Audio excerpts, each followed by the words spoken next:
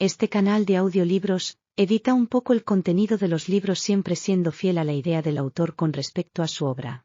No nos hacemos responsables por las nuevas ideas que pueda llegar a causar el contenido. Nuestro único fin es esparcir de forma libre la información. Vergüenza. Osamu Dazai. Kikuko. ¡Qué vergüenza! He hecho el mayor ridículo de mi vida. No puedes ni imaginar lo roja que he podido ponerme. Ni aunque me revolcara por el campo y me pusiera a gritar, sería capaz de expresar cómo me siento. Me viene a la cabeza una frase del segundo libro de Samuel. Entonces Tamar tomó ceniza y la esparció sobre su cabeza. Rasgó la túnica de varios colores que llevaba puesta y se fue gritando con las manos sobre la cabeza. Pobrecita, Tamar. Cuando una mujer joven siente tanta vergüenza como ella, le entran ganas de echarse ceniza a una misma y ponerse a llorar, ¿no crees? Entiendo a Tamar perfectamente. Kikuko, creo que al final tenías razón. Los escritores son todos escoria, son lo peor. No, son monstruos. Son horribles. He hecho algo de lo que me avergüenzo muchísimo. Nunca te lo había dicho, pero llevo un tiempo enviándole cartas al señor Toda, el escritor. Al final, lo acabé visitando y créeme, pasé el mayor ridículo de mi vida. Vas a pensar que soy un idiota después de leer esta carta. Comenzaré desde el principio. A primeros de septiembre, decidí escribirle una carta, con tono bastante pretencioso. Todo hay que decirlo, al señor Toda, el escritor. Decía así: estimado señor Toda, siento molestarle. Le escribo sabiendo que esto que hago no es muy normal. Imagino que sus novelas nunca han tenido muchas seguidoras femeninas. Las mujeres solo leen libros llenos de publicidad. Eso es porque no tienen mucho gusto propio. Solo se interesan por los libros que leen los demás para satisfacer su vanidad. Sienten una admiración profunda hacia la gente pedante y adoran las teorías inútiles. Estimado señor, perdone mi atrevimiento, pero me da la impresión de que usted sabe poco de la vida. Tampoco me da la impresión de que tenga estudios. Conocí sus novelas el verano pasado y creo que ya me las he leído casi todas. Es así como he llegado a saber sobre su vida, su aspecto y circunstancias. No hace falta que uno tenga la necesidad de conocerle en persona para darse cuenta de que no tiene ninguna seguidora femenina.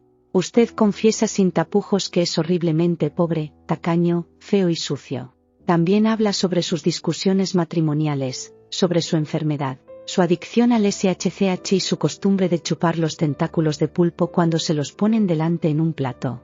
Sobre cómo se queda dormido en el suelo tras armar un buen follón, sobre todas las deudas que tiene y sobre muchas otras cosas sucias y deshonrosas que, permítame que se lo diga, afectan de forma muy negativa a su persona. No debe hacer cosas así, señor Toda. Las mujeres, por instinto, apreciamos la limpieza. Aunque al principio podamos sentir compasión al leer sus relatos, una vez empieza usted a hablar sobre cómo se está quedando calvo y sobre todos los dientes que le faltan, nos invade una terrible sensación de amargura que nos incomoda ligeramente. Siento decírselo, pero a muchas nos entran tentaciones de aborrecerle. Además, usted suele afirmar que frecuenta a las mujeres de esos lugares sucios que ni siquiera soy capaz de pronunciar. Eso ya es incalificable. Incluso he llegado a tener que taparme la nariz al leer alguno de los fragmentos que usted dedica a sus andanzas. Es normal que todas las mujeres del mundo, hasta la última, le aborrezcan y se escandalicen con lo que usted cuenta. Tengo que leer sus novelas a escondidas, sin que ninguna de mis amigas lo sepa. Si alguna de ellas se enterase, seguro que se burlaría de mí, dudaría de mi personalidad y rompería su amistad conmigo. Por favor, debe usted reflexionar un poco sobre sí mismo, señor Toda. Aún así, a pesar de su carencia de estudios, de su pobre estilo literario, de su personalidad más bien innoble, de su falta de consideración para con el género femenino y de su poca inteligencia, encuentro una cierta tenue melancolía en el fondo, muy en el fondo, de sus relatos. Yo aprecio esa melancolía, créame. Es algo que no entenderán el resto de las mujeres. Como ya le había comentado antes, las mujeres suelen leer libros solo por vanidad. Les gustan los temas como el amor aparentemente elegante en lugares de veraneo o bien las novelas ideológicas de tipo occidental. Pero yo, al no interesarme solo por eso, he llegado a la conclusión de que la melancolía contenida en sus obras es algo digno de respeto. Por favor, no se desespere por tener tan mal aspecto, por las cosas feas que haya podido hacer en el pasado o incluso por el hecho de escribir tan mal. Y mantenga esa melancolía única que anida en usted, foméntela. Cuide su salud, estudie filosofía o idiomas e intente profundizar en sus ideas un poco más. Le hará bien. Y si algún día en el futuro consigue ordenar su originalidad filosóficamente, la gente ya no se reirá de sus novelas como lo hacen hoy en día y creo que su personalidad también se perfeccionará. En ese caso, yo también me quitaría la máscara y le facilitaría mi nombre y mi dirección para poder así verle en persona. Sin embargo, de momento, me gustaría mantenerme en el anonimato. Mientras tanto, le mando ánimos desde la distancia. Déjeme aclarar que esta no es una fan letter. Le pido por favor que no le enseñe esta carta a su esposa o a nadie que pudiera hacer bromas vulgares sobre el hecho de que usted haya conseguido una admiradora femenina. Yo tengo mi orgullo. Sí, Kikuko, eso fue lo que le dije en mi primera carta. Llamarle, estimado señor, fue algo incómodo, pero el señor Toda y yo tenemos una diferencia de edad considerable, lo que me impide tutearle, además de que no quería mostrarme demasiado cercana. Pensé también en el caso de que el señor Toda se pusiese a presumir e intentase algo raro conmigo. Tampoco le admiro tanto como para llamarle maestro, aparte de que, como ya te dije, no tiene tantos estudios como para hacerse merecedor de ese calificativo. Por eso decidí dirigirme a él como, estimado señor, pero, pensándolo ahora fríamente, me parece que suena un poco raro, la verdad. Aún así, no tuve remordimientos cuando fui a echar la carta al buzón. Estaba segura de que había hecho algo bueno. Sienta bien echarle una mano a alguien que lo necesita, pero en aquella carta tuve buen cuidado de no ponerle ni mi dirección ni mi nombre. Compréndelo, me daba miedo. Mamá se moriría del susto si el tipo se nos presentase en la puerta de nuestra casa todo borracho y desarreglado. Incluso podría llegar a chantajearnos para que le prestásemos dinero o algo. De todos modos, era una persona extraña y a saber qué tipo de cosas nos podría hacer. Me gustaría haberme mantenido en el anonimato. Pero, Kikuko, no pude. Simplemente no pude. Antes de que hubiese pasado un mes desde mi primera carta, ocurrió algo sorprendente que hizo que tuviese que escribirle de nuevo. Y, además, esta vez decidí que era imprescindible incluir en esa segunda misiva mi dirección y mi nombre. Kikuko, cuando leas lo que le conté en la segunda carta, te darás cuenta de que soy una chica de lo más miserable. Por favor, no te rías de mí. Señor Toda, le confieso que me ha sorprendido usted mucho. ¿Cómo ha conseguido usted adivinar mi verdadera identidad? Exacto, mi nombre es Kesuko. Además, soy hija de un profesor y tengo 23 años. Me ha identificado usted con gran maestría, estoy verdaderamente sorprendida. Cuando leí su nueva obra en el número de este mes de El Mundo de la Literatura, me quedé simplemente atónita. Efectivamente, a ustedes los escritores no se les escapa ni una. ¿Cómo lo ha sabido? Es más, me ha leído la mente. En su relato usted dice, hasta he llegado a imaginar cosas obscenas. Esa ironía mordaz que usted demuestra hacia mí me ha sorprendido y me ha parecido un gran progreso en lo que se refiere a los defectos de los que le hablaba en mi primera carta. Me alegra mucho que aquella carta anónima mía le haya despertado la creatividad tan pronto. Que el apoyo de una mujer le ayudase a mejorar tan notablemente era algo que ni me podía imaginar cuando la escribí. Según dice la gente, hasta los grandes maestros como Víctor Hugo Balzac llevaron a cabo muchas de sus mejores obras gracias al consuelo y ayuda de las mujeres que los rodeaban. Yo también he decidido ayudarle en lo que pueda, aunque sea poco. Anímese, por favor. No tiene de qué preocuparse. Le escribiré de vez en cuando. Es cierto que su último relato muestra un progreso notable que, aunque sea tímidamente, presenta cierta disección de la psicología femenina e incluso contiene algunas partes brillantes que admiro sinceramente. Pero también quedan algunas partes que no llegan a ser lo suficientemente buenas. Como soy una mujer joven, a partir de ahora intentaré mostrarle distintos sentimientos y formas de pensar propias de las mujeres. Algo me dice que usted tiene un gran futuro por delante. Imagino que sus obras también irán mejorando con el tiempo. Por favor, lea más libros buenos y adquiera usted más conocimientos relacionados con la filosofía. Si le faltan conocimientos, nunca llegará a ser un gran escritor. Y cuando algo le haga sufrir, no dude usted en escribirme y confiarme sus cuitas. Ya que me ha descubierto, voy a quitarme la máscara. Mi nombre y mi dirección son los que vienen escritos en el sobre que le he mandado. No se preocupe, no se trata de un nombre falso. En caso de que usted consiga perfeccionar su personalidad, le prometo que algún día iré a verle, pero, por ahora, permítame, por favor, dejarlo así, simplemente escribiéndonos cartas. Y no sufra. Continuaré escribiéndole cartas. De verdad, quiero que sepa que me ha sorprendido mucho su perspicacia. Es que hasta ha sido capaz de adivinar mi nombre correctamente. Imagino, solo imagino, el entusiasmo que usted sintió por aquella carta que le mandé hace un tiempo. Se la habrá enseñado sin duda a todos sus amigos y, tomando como pista el matasellos o algún detalle del sobre, y con la ayuda de la editorial de algún periódico, habrá descubierto mi nombre. ¿No es cierto? Ay, cómo cambian los hombres cuando reciben cartas de mujeres. Por favor, escríbame explicándome cómo ha averiguado exactamente mi nombre y mi edad. Sepa que pienso escribirle durante muchos años. A partir de ahora mis cartas serán de lo más amables, pierda cuidado. Cuídese. Kikuko, mientras te copiaba esta segunda carta he tenido que parar unas cuantas veces para no echarme a llorar. Es como si todo mi cuerpo estuviese cubierto por una especie de sudor grasiento. Comprende mi dolor. Estaba completamente equivocada con el señor Toda. Resulta que el señor Toda no había escrito una palabra sobre mí ni me había prestado la más mínima atención. Eran todo imaginaciones mías. ¡Ay, qué vergüenza! ¡Qué vergüenza! Querida Kikuko, compadécete de mí. Te sigo contando. ¿Has leído el relato corto titulado Nanakusa, que apareció publicado este mes en el mundo de la literatura? Ese era el relato del señor Toda del que te hablé.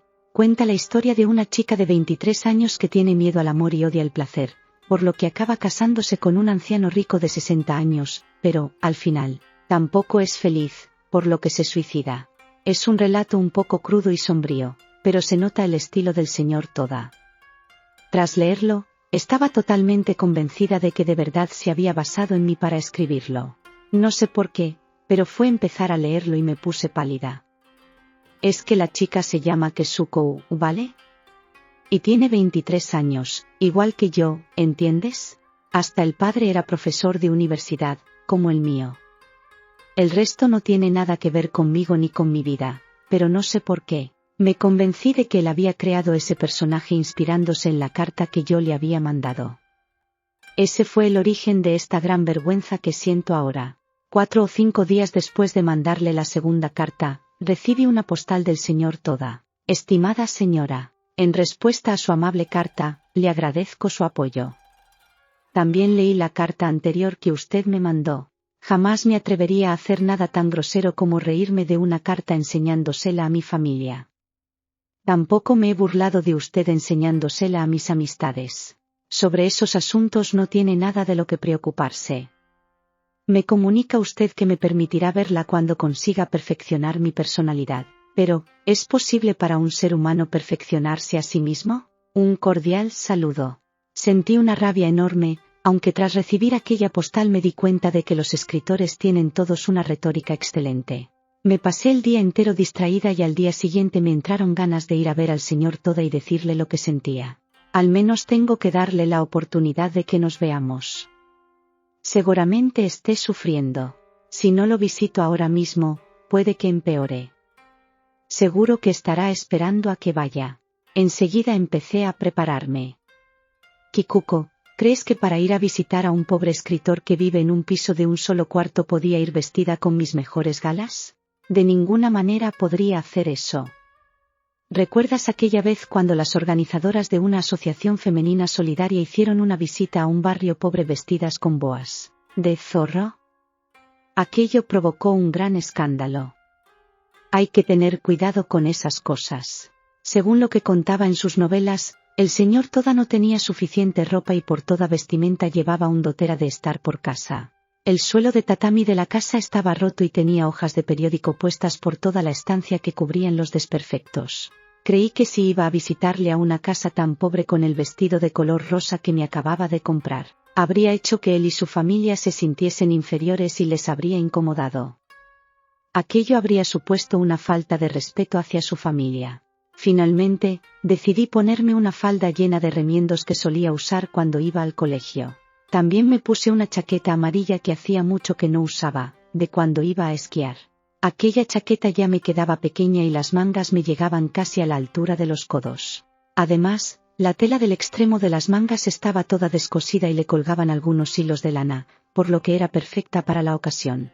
Además, como sabía por sus novelas, el señor Toda sufría brotes de beriberi todos los años cuando se acercaba el otoño. Así que se me ocurrió llevarle una de las mantas que tenía en mi cama envuelta en un furosiki, para que, cuando estuviese escribiendo, pudiese envolverse las piernas con ella. Salí por la puerta trasera para que mi madre no se enterase. Como ya sabes, uno de mis dientes incisivos es falso y se puede retirar, así que cuando iba en el tren, me lo quité para parecer más fea. Si no recordaba mal, el señor Toda contaba en sus relatos que tenía la dentadura destrozada, así que para no avergonzarle y evitar que se sintiese peor aún de lo que se sentía, decidí mostrarle que yo tampoco tenía los dientes muy bien que se dijera. Me alboroté el pelo y me hice pasar por una mujer poco agraciada y pobre. Qué delicadeza hay que tener para animar a una persona débil, pobre y sin estudios como él. La casa del señor Toda estaba a las afueras de la ciudad. Bajé del tren, pregunté en un puesto de policía y encontré la casa sin problemas. Pero Kikuko, la casa no estaba en un edificio cochambroso ni era de esas de un solo cuarto. De eso nada. Era una casa tradicional y, aunque pequeña, daba buena impresión y estaba limpia. Tenía un jardín bien cuidado y las rosas de otoño estaban en flor. Todo fue muy rápido. Abrí la puerta y vi un arreglo floral decorado con margaritas en un recipiente colocado sobre el armario zapatero. La señora de la casa, tranquila y muy elegante, salió para recibirme y me hizo una reverencia. Al principio dudé y creí que me había equivocado de casa. ¿Es esta la casa del señor Toda, el escritor? Le pregunté temerosamente. Sí, aquí es. La sonrisa de la señora, supuse que era su esposa, al responderme con tanta ternura me desarmó completamente. ¿Y el maestro? Usé la palabra maestro inconscientemente. ¿Está el maestro? La mujer me acompañó al despacho del señor Toda. Me encontré con un hombre de semblante serio sentado muy correctamente frente a un escritorio. No llevaba dotera, ni nada que se le pareciese. Llevaba un kimono de invierno de tela gruesa de color azul oscuro y un ubi de color negro con una raya blanca que lo atravesaba. El despacho recordaba a uno de esos cuartitos reservados para la ceremonia del té. El tokonoma estaba adornado con un kakehiku en el que había escrita una poesía en chino. No había ni una sola letra que yo pudiese leer, parecía como escrita en un idioma ignoto. Había un bonito arreglo floral de hiedra colocado elegantemente sobre una cesta de bambú. Al lado del escritorio, había muchísimos libros amontonados. Al señor Toda no le faltaba ningún diente. Tampoco era calvo. Tenía el rostro bien definido y la verdad es que era bastante guapo. No daba ninguna impresión de suciedad. No podía imaginarme a aquella persona tirada en el suelo borracho de SHCH. Verle así en persona es totalmente distinto a lo que hace creer en sus novelas, le dije recobrando el ánimo. Ah, sí. Me contestó en voz muy baja. Parecía que no tenía mucho interés en mí. ¿Cómo llegó a saber tanto sobre mí? Había venido para preguntarle eso, le dije para intentar quedar algo mejor. ¿Cómo? Daba la sensación de que no entendía a qué me refería. Yo ocultaba mi nombre y mi dirección, pero usted los descubrió. El otro día le escribí una carta donde le preguntaba sobre este asunto. Qué raro. No la conozco a usted en absoluto. Me miró fijamente con sus ojos claros y de repente se empezó a reír. ¿Pero qué dice? Noté que empezaba a perder la compostura. Entonces usted no entendió en absoluto nada de lo que le escribí en aquella carta y no me ha dicho nada. No hay derecho. Habrá pensado usted que soy estúpida. Me entraron ganas de echarme a llorar allí mismo. Había interpretado todo como me había dado la gana. ¡Qué ridículo! Kikuko, no puedes ni imaginar qué roja me puse. Ni aunque me revolcara por el campo y me pusiera a gritar, sería capaz de expresar cómo me siento. Entonces devuélvame todas las cartas que le mandé, por favor. ¡Qué vergüenza! Devuélvamelas, por favor. El señor Toda afirmó con la cabeza manteniendo la seriedad de su rostro. Puede que se hubiese enfadado un poco. Leí en su mirada lo que estaba pensando, qué desastre de mujer. Intentaré buscarlas, descuide. Como no puedo guardar toda la correspondencia que recibo a diario, puede que no se encuentren aquí, pero le diré a mi mujer que las busque luego. Si las encuentra se las mandaré. Fueron 2, ¿no es así? Sí, 2. Qué miserable el señor Toda. Sí. Recuerdo que decía usted algo de que en mi último relato había incluido algunas referencias a su vida, pero yo jamás uso modelos reales para mis escritos. Todo es ficción. Para empezar, en su primera carta, se cayó de repente y bajó la cabeza. Lo siento mucho, dijo.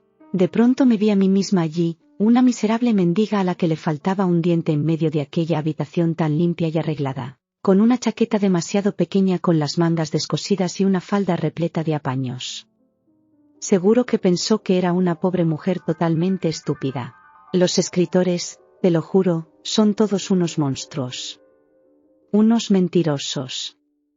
Fingen ser pobres aun siendo ricos. Provocan compasión en la gente diciendo que son feos pero en verdad tienen un rostro envidiable. Hacen el tonto afirmando que no tienen estudios cuando en realidad han estudiado mucho. Afirman estar discutiendo todo el día con sus esposas cuando lo cierto es que las aman con locura.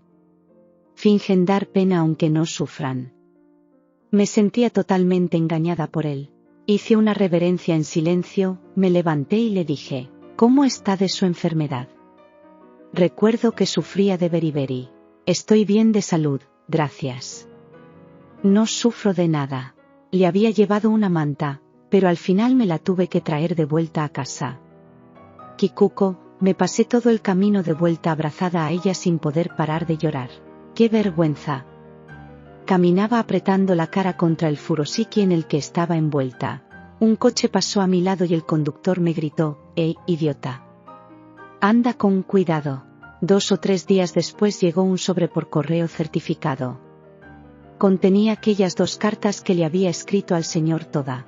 Pero, como suele decirse, la esperanza es lo único que se pierde.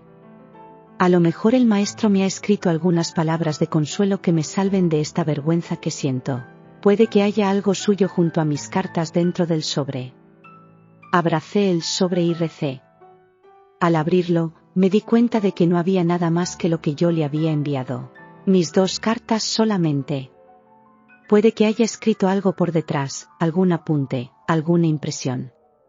Comprobé cada hoja con sumo cuidado, pero no encontré nada.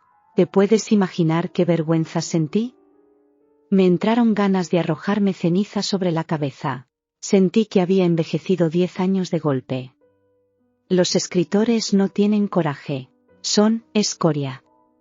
Solo escriben mentiras y más mentiras. No tienen ni una pizca de romanticismo en las venas. Se instalan con su familia en una casa con jardín e ignoran a las pobres señoritas mal vestidas a las que les falta un diente. Ni siquiera las acompañan a la puerta para despedirse y por si fuera poco presumen poniendo cara de indiferencia. Son terribles los escritores. Pero qué falsos. Gracias por ver el vídeo, deja tu like, suscríbete y síguenos en nuestras redes sociales, están en la descripción. Hacemos audiolibros privados.